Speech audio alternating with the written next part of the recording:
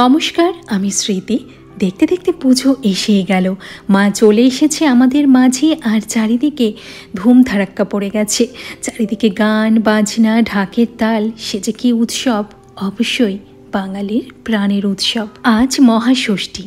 সকালে ঘুম থেকে উঠে প্রথম কাজ ছিল বাসি ঘরদোর মুছে স্নান সেরে পুজো করা, তারপর ষষ্ঠীব্রত শোনা। অনেকের মধ্যে রয়েছে এই দুর্গা ষষ্ঠী, সেরকম আমাদেরও সন্তানের মঙ্গলের জন্য আজকে মায়েদের এই ষষ্ঠীব্রত করা। সকাল সকাল উঠে অনেকটা কাজ হয়ে গেছে, স্নান হয়ে গেছে, পুজো হয়ে গেছে, এমনকি ব্রত কথাও শোনা হয়ে গেছে। এখন নিজের জন্য এক কাপ চা বানিয়ে নিলাম। আজকে দুধ চাই বানিয়েছি। ভাবছি পুজোর এই কটা দিন একটু দুধ চাই খাবো, তাহলে নিজের ভেতর ভেতর একটা আলাদা ফিলিংস আসবে। আবার পুজো চলে যাবে, আবার লাল চায় ফিরে আসবো। আজকের এই ষষ্ঠীতে আমরা ভাত খাই না, তাছাড়া নিরামিষ, ধরো ডালিয়া, সুজি কিংবা লুচি পরোটা এসব খেতে পারি, রুটিটা খাই না। আমরা মানে সন্তানের মাদের কথা বলছি, ছেলেদের কথা বলছি না। ছেলেদের জন্য তো সমাজ কোনো নিয়মই তৈরি করেনি। যাই হোক, সন্তানের ভালোর জন্য যদি কোনো নিয়ম থাকে সেটা মানতে আমাদের মানে মায়েদের কোনো অসুবিধে নেই। তোমাদের মধ্যে কাদের এই দুর্গা ষষ্ঠী আছে কমেন্টে অবশ্যই লিখে জানাও। হাতে করে চায়ের কাপ নিয়ে কোথায় চললাম? আমার ভীষণ পছন্দের জায়গা, যেটা এতদিনে তোমরাও জেনে গেছো, কারণ আমার ভিডিওতে রোজ একবার হলেও এই জায়গাটা তোমরা দেখেই থাকো। তোমাদের কি বড্ড একঘেয়েমি লাগে? আসলে প্রাকৃতিক সৌন্দর্য আমাকে ভীষণভাবে টানে, আর সেখানে নিজের বাড়িতেই যদি এরকম একটা সৌন্দর্যতা থাকে, জানি না নিজের অজান্তেই আমার হাতটা চলে যায় এবং ক্যাপচার করে ফেলি। ওই একই জায়গা, একই গাছ, একই জল, কিন্তু তবুও প্রত্যেক দিন যেন এর সৌন্দর্যতা আলাদা আলাদা থাকে। এই যে জায়গাটা দেখছো, প্রত্যেকটা ঋতুর আভাস সেখানে পাওয়া যায়।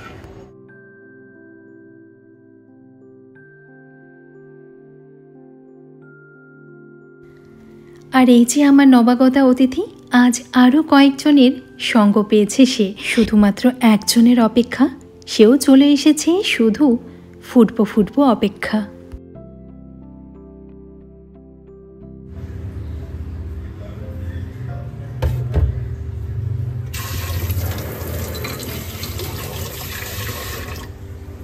দেখতে দেখতে ঘড়ির কাঁটা দৌড়ে পালিয়েছে 10টার ঘরে। তো এখন রান্নাবান্না তো বসাতেই হয়, এমনিতেই একটু দেরি হয়ে গেল, সে যাকে। আজ আমার এবং মামনির দুজনেরই নিরামিষ হলেও এদের জন্য কিছু তো রান্না করতেই হয়। এখানে মাছের মাথা দিয়ে মুগ ডাল রান্না করছি। আগে আমিষ রান্নাগুলো করে সাইডে সরিয়ে রেখে গ্যাস ট্যাস ভালো করে মুছে ধুয়ে তারপর নিরামিষের রান্নাগুলো করব।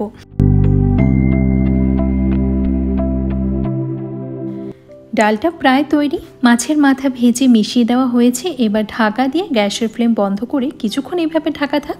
এদিকে ভাতও হয়ে গেছে, দুজনের জন্য ভাত হয়েছে আজকে।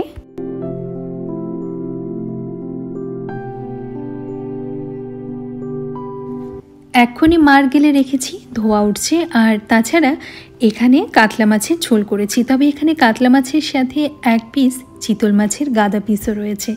এটা আমার হাজব্যান্ড খেয়ে নেবে, ছেলে খাবে না, কারণ এই মাছে ভীষণ কাটা হয়, ও খেতে চায় না, একদমই পছন্দ করে না। রান্নাটা না আরও বেশ খানিক্ষণ আগেই হয়ে যেত জানো তো, কিন্তু আজকে আর অনেকগুলো কড়াই একসাথে লাগাইনি, কারণ যত বেশি বাসন লাগাবো ওই মাছতে তো আমাকেই হবে, ইচ্ছে করছে না। তাছাড়া তাড়াহুড়োর ব্যাপারটাও ছিল না, তাই ডাল হওয়ার পর সেই কড়াইটাতেই আবার এই মাছের ঝোল করেছি, সেই জন্য সময়টা লেগেছে। আচ্ছা, বাড়িতে কিন্তু ওটা নোংরা কিছু ছিল না, মাছ ভেজে এই পাত্রটাতেই রেখেছিলাম, তো তারই কিছু টুকরো হয়তো পড়েছিল।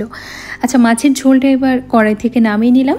এবার এই কড়াই টড়াই মাঝামাঝি করে গ্যাস ট্যাস আবার ভালো করে মুছে ধুয়ে তারপর নিরামিষ রান্না করব। আজকে দুপুরে ওদের লাঞ্চ মেনু ছিল ভাত, মাছের ঝোল, আর তার সাথে মাছের মাথা দিয়ে মুগ ডাল। ব্যাস, আর বেশি কিছু করতে পারিনি, কারণ এখনও আরও কিছু রান্না বাকি রয়েছে। আর তাছাড়া আমার মনে হচ্ছে এটা যথেষ্ট এবং সুস্বাদু। আজকের লাঞ্চে আমাদের জন্য মানে আমাদের দুই ষষ্ঠীব্রতকারিণীর জন্য ছিল ডালিয়া, যার মধ্যে অনেক সবজি দিয়ে রান্না করা হয়েছে, যেমন গাজর, বিনস, একটু পটল, আলু, এই সব কিছু দিয়ে খুব সুন্দর একটু শুকনো শুকনো মতো ডালিয়াটা হয়েছে। আর তার সাথে আলু দিয়ে বাঁধাকপির ঘন্ট, আর এই বাঁধাকপির মধ্যে কিন্তু কাঁচা বাদামও দিয়েছি। এই ধরনের খাবারগুলো খেতে আমি ভীষণ ভালোবাসি, তাই আজকে এগুলো খেতে হচ্ছে দেখে আমার কোনো অসুবিধেই হচ্ছে না। খিচুড়ি জাতীয় খাবারটা খেতেই আমি ভীষণ ভালোবাসি, তার উপর এই ডালিয়ার খিচুড়িও আমার পছন্দের খাবারগুলোর মধ্যে একটি। তোমরা যারা আজকে ষষ্ঠী করেছো তারা কি খাচ্ছ?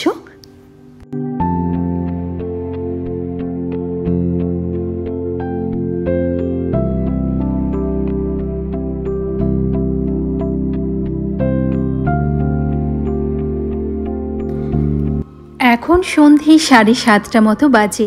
সবাই নিজের নিজের পরিবারকে নিয়ে ঠাকুর দেখতে বেরিয়ে পড়েছে। কখনো দুই বন্ধু ঘাড়ে হাত দিয়ে গল্প করতে করতে, কখনো বা চেনা পরিচিত জায়গার কাছাকাছি এসে প্রেমিক প্রেমিকা একটু দূরত্ব বজায় রেখে, কখনো বৃদ্ধ মা তার ছেলেকে নিয়ে, আবার কেউ পুরো পরিবারকে নিয়ে হেঁটে, কেউ বা পরিবারকে নিয়ে বাহনে চেপে, কেউ পরিবারকে সাথে নিয়ে প্রতিমা দর্শনে যাচ্ছে, কেউ বা প্রতিমা দর্শন করে বেরিয়ে আসছে। আজকে ডিনারটা আমরা সেরেছি পরোটা, তার সাথে বাঁধাকপির তরকারি আর আলু ফোড়ন দিয়ে। এই বাঁধাকপির তরকারিটা দিনেরই ছিল। আজকের এই পরোটাটা আটা দিয়ে তৈরি করেছি, আর তার সাথে আলু ফোড়ন। আলুর এই তরকারিটা খেতে কিন্তু লুচি পরোটার সাথে ভীষণ ভালো লাগে। একটু পাতলা পাতলা মতো হয়, আর টমেটোর পরিমাণটা একটু বেশি দেওয়া হয়, তার ফলে একটু টকটক ভাব থাকে। আর ফোড়নের মধ্যে যায় 5 ফোড়ন আর শুকনো লঙ্কা অথবা কাঁচা লঙ্কা, যা খুশি একটা দিতে পারো। সাথে স্বাদ মতো নুন, একটু হলুদ গুঁড়ো আর মিষ্টি। এত ভালো লাগে এই তরকারিটা দিয়ে লুচি বা পরোটা যাই হোক না কেন খেতে। অনেকে একে নিরামিষ আলুর চচ্চড়িও বলে থাকে, অনেকে সাদা আলুর চচ্চড়ি বলে। তবে আজকের এটা সাদা আলুর চচ্চড়ি নয়, কারণ এর মধ্যে হলুদ ব্যবহার করেছি।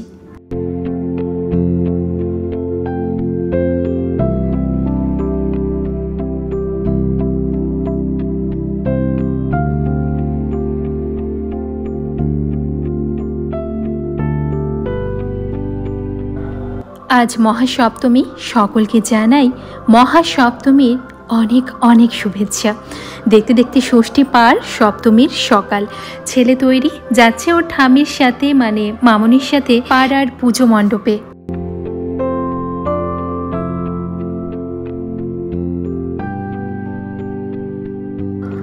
আমার সাথে যখন বেরায় আমাকে তো দেখে ভিডিও করতে, ও ঠাম্মির ফোন থেকে এগুলো তুলে নিয়ে এসেছে। আমাকে বলছে, মা তোমার জন্য ভিডিও করে নিয়ে এসেছি।